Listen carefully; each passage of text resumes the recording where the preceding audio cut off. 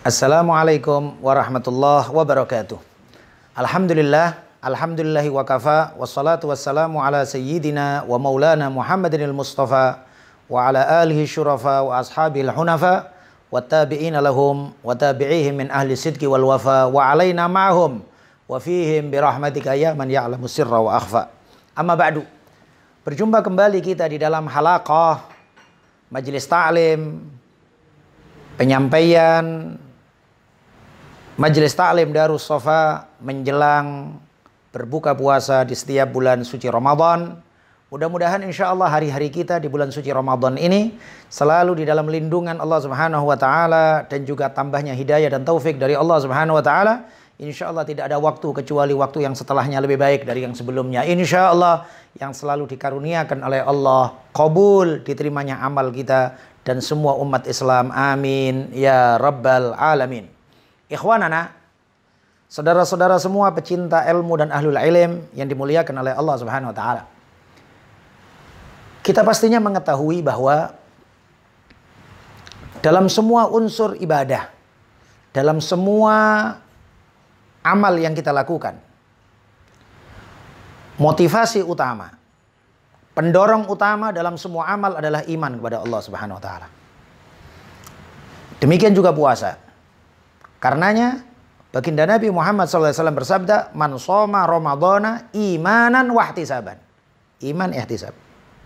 Ghufira lahu ma taqaddama min dzambihi wa ma ta'akhkhar. Barang siapa yang puasa bulan Ramadan karena iman. Hadis yang lain, man qama Ramadhana, siapa yang qiyamul lail bulan Ramadan imanan, karena faktor iman. Faktor iman adalah faktor teristimewa dalam semua amal ibadah yang kita lakukan. Andai kita tidak mengetahui berbagai macam hikmah atau rahasia di balik amal tersebut, namun ketaatan karena faktor iman, tunduk patuh kepada aturan Allah Subhanahu wa Ta'ala, itulah yang diminta oleh Allah Subhanahu wa Ta'ala. Dan demikianlah dahulu para sahabat dalam semua amal yang mereka lakukan. Mereka tidak mengerti dan tidak mengetahui apa hikmah dari ruku', apa hikmah dari sujud, apa hikmah dan juga rahasia di dalam kayu siwak ini. Namun mereka taat kepada Rasulullah sallallahu alaihi wasallam. Di akhir zaman alhamdulillah dibuka oleh Allah Subhanahu wa Ta'ala berbagai macam ilmu-ilmu pengetahuan sehingga kita mengerti akan hikmah-hikmah dari dibalik dari semua ibadah yang kita lakukan. Mudah-mudahan kita menggali hikmah-hikmah tersebut bukan karena faktor lemahnya iman kita kepada Allah Subhanahu wa Ta'ala, tapi mudah-mudahan menjadi tambahan nilai keluasan ilmiah yang kita fahamin.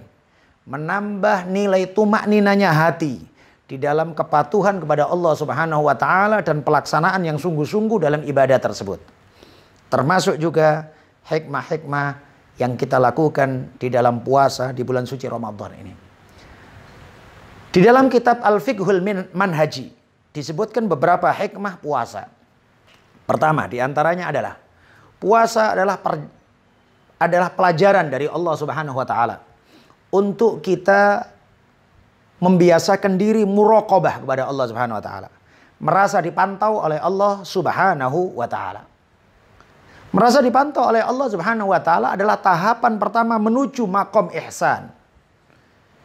Kalau dipantau oleh Allah atau pengetahuan Allah Subhanahu wa Ta'ala tidak lepas dari kita, itu adalah pastinya keyakinan semuanya. Tidak mungkin kita lepas dari pandangan Allah Subhanahu wa Ta'ala dimanapun kita berada.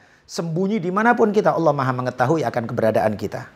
Tapi merasa dipantau setiap saat oleh Allah Subhanahu wa Ta'ala, tidak semua orang memilikinya. Pastinya kita semuanya, sebagaimana kita yakin kita semuanya pasti musafir kepada akhirat. Tapi enggak semuanya merasa dirinya setiap saat musafir menuju akhirat. Pentingnya rasa ini. Dan puasa mendidik kepada kita semuanya untuk supaya kita selalu muraqabah kepada Allah Subhanahu wa Ta'ala, karena puasa adalah ibadah terlama. Salat mungkin 5 menit, 10 menit. Haji mungkin 4 hari, 5 hari. Umrah 2 jam, 3 jam selesai. Namun puasa sebulan penuh, setiap hari lebih dari 12 jam atau mungkin 13 jam atau lebih. Kita puasa mulai dari jam 5 umpamanya subuh sampai jam setengah 7. Berapa itu sudah? 12 jam lebih. 13 jam setengah. Dalam sebulan penuh, bisa jadi 17 hari mungkin kita berpuasa kepada Allah Subhanahu wa taala. Allah mengajarkan kepada kita nilai muraqabah. Dan itulah yang dimaksud dalam ayat Al-Quran, la'allakum tattaqun. Allah berfirman, ya ayyuhalladzina amanu kutiba alaikumusiyam kama kutiba alal ladzina min qablikum la'allakum tattaqun. Hikmah kedua, bulan suci Ramadan adalah bulan yang agung. Bulan suci Ramadan adalah penuh dengan anugerah yang besar dari Allah Subhanahu wa taala. Karenanya Allah Subhanahu wa taala mengajak kita untuk kita tidak disibukkan dengan hal-hal yang bersifat nafsu syahwat. Allah Subhanahu wa taala mengajari kita untuk tidak terlalu disibukkan urusan perut atau tetangga perut, urusan makanan, minuman, dan juga nafsu syahwat. Mohon maaf, kalau kita hitung-hitung masalah urusan makanan kita, sebelum makan khususnya ibu-ibu, sebelum makan masak 2 jam atau 1 jam setengah. Makan setengah jam atau 1 jam. Kemudian cuci piringnya. Berapa waktu terambil? Baik itu makan siang atau sarapan. Tapi sekarang ada puasa, kita diajak oleh Allah Subhanahu wa taala untuk tidak terlalu mikir urusan makanan. Kita diajak oleh Allah Subhanahu wa taala untuk asyik beribadah. Pikiran kita adalah ibadah. Karena anugerah Allah Subhanahu wa taala terjauh dari orang-orang yang pikirannya hanya makanan, pikirannya hanya perut, pikirannya hanya nafsu syahwat. Demikian juga nafsu syahwat meskipun itu halal. Betul, itu adalah halal, tapi dalam urusan ibadah kepada Allah Subhanahu wa taala, supaya tidak terfikir akan hal tersebut. Semisal bulan suci Ramadan, puasa, kita semuanya alhamdulillah, mudah-mudahan insya Allah terjaga oleh Allah Subhanahu wa taala meskipun yang masih muda-muda. Ya, dari subuh sampai maghrib terjauh dari nafsu syahwat tersebut kepada lawan jenis. Setelah buka puasa pun kita disibukkan dengan taraweh. Setelah taraweh kemudian kita mungkin tadarus. Pulang-pulang bisa jadi kita capek yang ngantuk atau juga istri kita yang sudah tertidur. Maka kita tidak disibukkan dalam urusan makanan atau juga nafsu syahwat.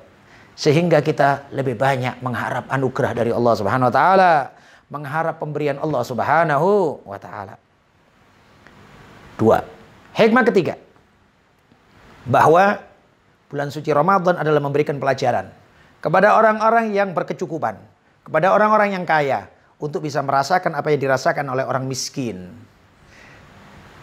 Andai seseorang tidak merasakan lapar, maka dia menganggap bahwa semua orang tidak merasakan lapar. Atau mungkin juga hatinya keras dia, sehingga dia tidak terbersit dalam hatinya untuk membantu orang-orang fuqara wal masakin. Dan juga diantara juga yang dikhawatirkan, kalau manusia, orang tersebut selalu kenyang, selalu berkecukupan, nafsunya selalu tertunaikan, yang terjadi biasanya adalah melampaui batas. Itulah yang difirmankan oleh Allah dalam surat Al-Alaq. Setelah 5 ayat pertama yang diturunkan oleh Allah di Gua Hira. Iqra. Bismillahirrahmanirrahim. Iqra bismi rabbikal ladzi khalaq. Khalaqal insana min 'alaq. Iqra wa rabbukal akram alladzi 'allama bil qalam 'allamal insana ma lam ya'lam. Terusannya ayat, kalla innal insana layadgha an ra'ahu istaghna. Jangan semisal itu, sesungguhnya manusia akan melampaui batas ketika dia merasa dirinya sudah kaya. Ketika dia sudah berkecukupan, dia akan melampaui batas, dia akan zalim, dia kemudian sampai sombong dan lain sebagainya. Maka diperlukan untuk dia merasakan gimana lapar, gimana dia haus. Hikmah yang ketiga.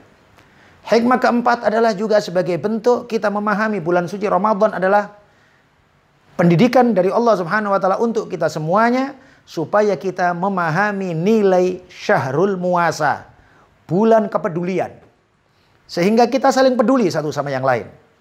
Bulan kita menjadikan semua umat Islam bersatu di dalam ibadah. Semuanya puasa, semuanya qiyamul lail, semuanya perhatian, semuanya memberikan attention satu sama yang lain. Ini adalah pembenaran dari sabda baginda Nabi Muhammad SAW.